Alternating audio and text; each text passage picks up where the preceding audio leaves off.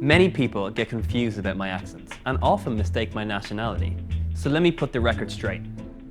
I'm Irish, and I love it. There is something special about being from this little island on the edge of Europe.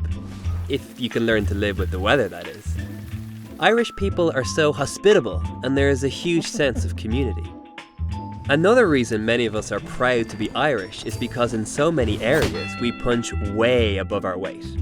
We're a small country of about 4.5 million people, and yet you can see our marks all over the world.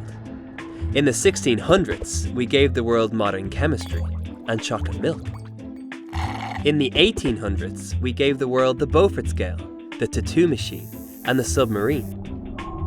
In the 1900s, we gave the world radiotherapy, the ejector seat, and the Titanic. We just built it, we weren't behind the wheel. On the flip side, many of us have ridiculously pale skin, with the danger of being burnt even when indoors. We have a bad reputation for antisocial behaviour and a bad reputation for drinking.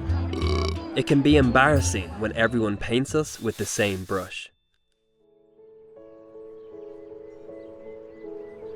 My identity as a Christian is similar in a way to my identity as an Irishman.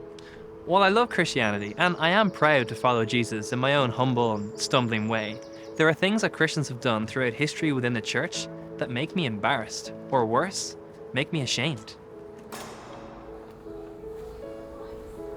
As we discuss this issue, I do not intend to sugarcoat the past. I want to be honest about what has happened down through the years. But before looking at the good, the bad, and the ugly of the Christian church, it's important to grasp what church actually is. Now, I'm not talking about any specific church, but actually the whole Christian global church. And I'm not talking about a specific place either. As stunning as churches and cathedrals can be with their furnishings and their stained glass windows, ultimately they are buildings without the people inside the walls. I think the most helpful way to understand church is to view it as a hospital for sinners, not a museum for saints. Jesus himself said that healthy people don't need a doctor, sick people do. I have come to call not those who think they are righteous, but those who know they are sinners. God's offer of forgiveness to the world through the death of Jesus is an unconditional gift. It's not something you can earn, so to speak. It's not like you have to sort your life out or get everything in order before becoming a Christian. It's more the reality of letting forgiveness invade your life, no matter what situation you find yourself in, or no matter what your wrongdoing happens to be. There's a common criticism of the Christian church that I hear over and over again. Some will say that there are many people who are non-religious who are more kind, even more moral than many Christians. And this can be true. Let me explain why. If the only body of people that could make up the church was from the people that Jesus encountered in his 3 years of ministry on earth, you would be shocked. That particular church would be full of crooked businessmen, common thieves, adulterers, and prostitutes amongst others. I'm not saying that these people remain the same, as their lives were ultimately transformed.